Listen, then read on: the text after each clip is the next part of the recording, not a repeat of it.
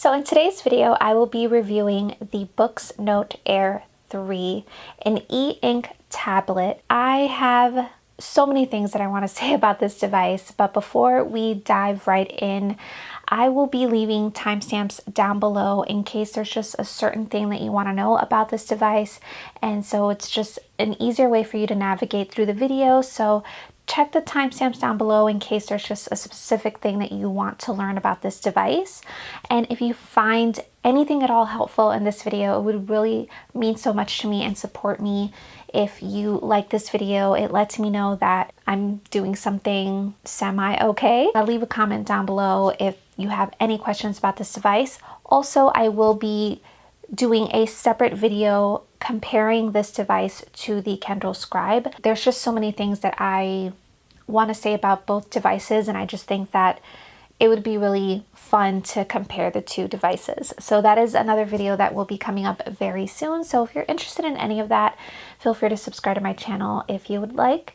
And so let's get straight into this review. This is the Boox Note Air 3.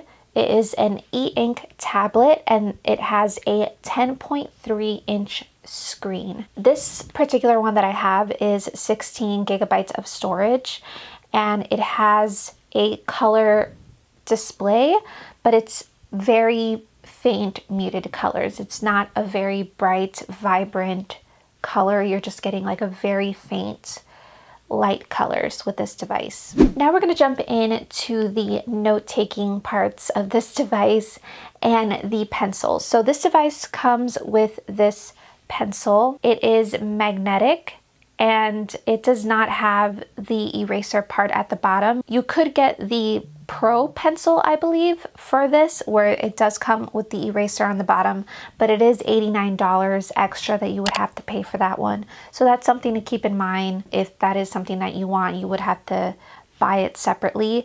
And it is magnetic and you do not have to charge this pencil. It just works as is and it works really well. The note-taking parts of this device, there are so many things that you could do with this. So fun and playful to put your notes in this because you do have those extra features of the colors and you can add shapes.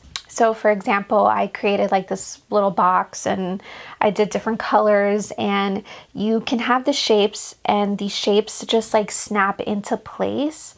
So like, let's say you want to create a circle, but it's very hard to do a perfectly neat circle. The circle will just automatically snap into place and create a beautiful, perfect shape. And it does that with all of the shapes. It comes in handy because if you are someone that loves to customize your notes, you love to add your personalization to your notes and add certain things, you can have a lot more creative power with your notes on this. You can add text to your page as well. So let's say you don't want to write with the pencil and you just want to type stuff out, you can do that as well. I know that this pencil doesn't have the eraser, but what's really cool about being able to erase with your notes is you can use the lasso tool to erase. Sometimes with, I mean, again, I don't want to have to compare this to another pencil all the time, but sometimes being able to erase with the bottom of the pen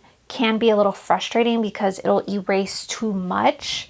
And with the lasso tool, you can just erase things very precisely. You just erase the things that you want to erase. You can customize your notebooks. You can have so many different things. You have monthly spreads. You could have a to-do list. Also upload different documents onto here as well. And so I created a planner using Canva and I was able to upload it onto here like a PDF file. Now I have the option of uploading my planners onto here if I create my own custom planners, and I can write on them and have the different colors to write with. I have different texture options, the size of the pencil, the different tools, and it's just so much fun to be able to write on this and be a little more creative than I could with a different e-ink tablet. The pencil is really responsive. There's different pencil options, so you can have different brushes. A lot of them don't have pressure sensitivity. You can only create like one line, and it doesn't matter how hard you're going in with your pencil or how gentle you're doing your strokes. It'll just give you one stroke and that's it. But with the pencil option, you do at that point have pressure sensitivity control with this, and you can create very faint lines and stronger lines, bolder lines, and so you could sketch things out in that way. I would not recommend this for someone who's trying to create like really beautiful artwork, like more professional looking artworks, because it's just going to be really hard to do that with this device. But for just simple note taking and simple little doodles to put in your notes, it's a lot of fun to play around with this and to have the different colors. Being able to have that pressure sensitivity with the pencil, you do have that option. The pencil, even though I don't love the feel of the pencil, it's still fine and it works really well, and that's the most important part, that the pencil actually works, and it does. It works really well. I really enjoy this note-taking parts of this e-ink tablet, and if you're someone that was looking to get this device for the note-taking, I think you would be really happy with it, especially if you're a student. You do have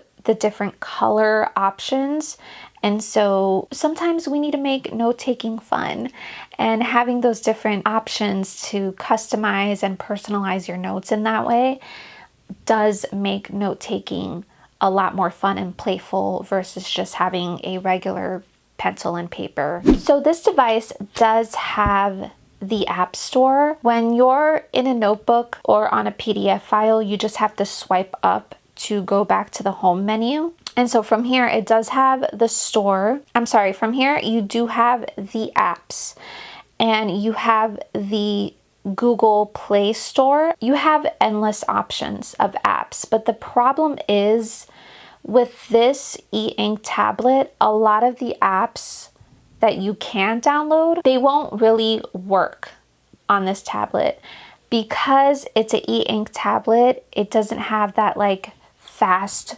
processing speed.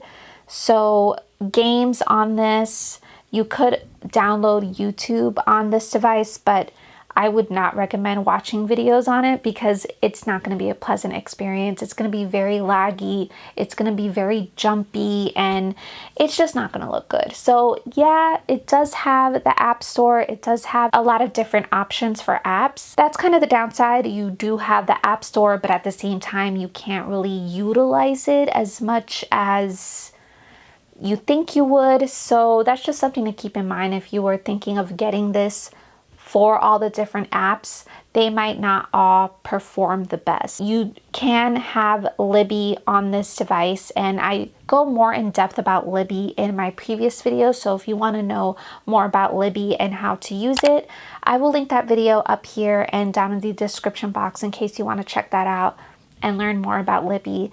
I do talk about it in that video. You do also have the Kindle app on this device. That's really great to have that as well if you are more of a Kindle reader, if you have Amazon books. There's so many things that you can customize with this. You can customize your notebooks, you can customize the screensavers. It's so easy to the point where I was almost shocked because it was so easy. I was like, wow, this is like, it's working beautifully, and it's so easy to use. With this device, it gives you a barcode, and you just scan the barcode with your phone, and it instantly takes you to like your folder device on your phone somehow. I don't know how it works, but it works instantly and it works really well. And then from there, any photos that you have on your phone or PDF files, because I did it with a PDF file as well, you can just upload them onto your device. Even with PDF files, you can upload them onto your device. I was shocked by how easy and simple it was. It just worked really beautifully. Also, being able to personalize and customize your home screen is a lot of fun. And I have a picture of my dog on it and it's very cute. I love things that are not so complicated. Now I wanted to talk about the Naviball. I think that's how you say it. It's like this little ball on this device and I've never seen anything like this. I don't know if this is specific to this device or if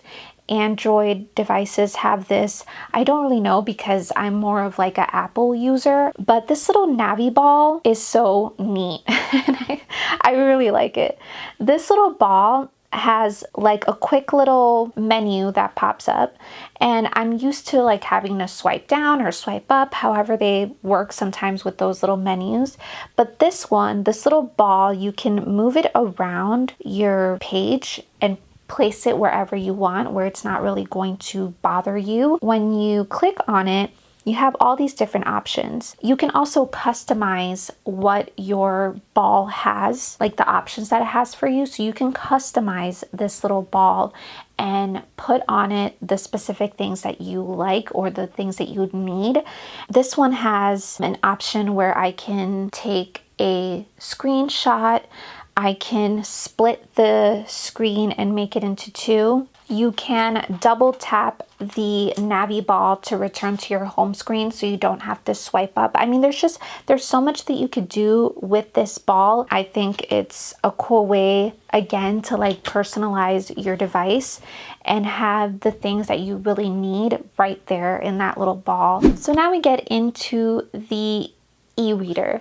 So we have a library option and through here we have books that you can upload, and you can upload books through the Libby app on here, Kindle app if you have books through there as well.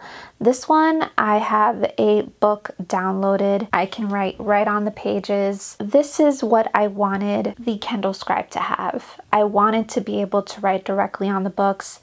And I did a previous review on the Kindle Scribe and I had someone telling me how it was a very terrible idea to be able to write on the books. You know, we're all different and we all have different preferences. And I explained in that video that I don't write on my books, on my physical books, but that I would write on my ebooks because it would give me a little less anxiety to write on them because I know that I could just erase it if I want to, and it would be a lot harder to do that with my physical books. And I just like keeping my physical books as pristine and beautiful as possible, which would probably be a habit that I need to let go of at this point. On this device, I can write directly onto the book. There's no issues with it. I could zoom in, I could zoom out, you know, with my fingers. With that, it is a little frustrating because sometimes when I'm either trying to zoom in or zoom out, it goes too strong, so it'll zoom way in or it'll zoom way out, and that can be a little frustrating. So I would just go to the menu and through the settings, you can swipe down from the top and you have this little menu. You could adjust the font light through there. There's a lot of other things that you could do with that, but also I can adjust the font through the sidebar and just adjust it that way, and it'll make it so much easier and not as frustrating as doing it with your fingers, because that was pretty frustrating at first. But I can take notes if I can't write on the book. So let's say I input my Kindle books on here and the Kindle app doesn't let me write on the books, I can split the screen and still take notes while I'm reading the book. This device is pricey though. This is a $4.99 device, not to mention the price of the case if you wanted to get a case that's adding on, and then getting the pencil, the premium or like the pro pencil is also a added price that you have to add to this, and so it is very expensive. This is for somebody who is looking for an e-reader and something that you could take notes on if you're a student and you don't really want to be too distracted by everything else. But this has a lot more customization than other devices, other e-ink tablet devices that I know of. That would be something to look into. It works really well. except for a lot of the other apps that you can't really utilize because it's not going to look the best on here. But for note taking and for reading, it's really great. I guess you just have to decide for yourself if it's worth paying that price. This is my mom's device. She let me borrow it. I have the Kindle Scribe, which is why I want to do a comparison video between the two. My mom doesn't regret getting this at all. She loves this device, and I've had a lot of fun playing with it and looking into it, and I think it's a really good device. It's just all up to you and your preferences, but I really enjoyed playing with it, and I think that it does have a lot of things that some of the other e-ink tablets don't have. That is my review on this device. Let me know what you think down below in the comments. Thank you so much for watching this video, and I appreciate you so much for supporting my channel. I hope that you all have a wonderful day, and I will see you next time. Bye!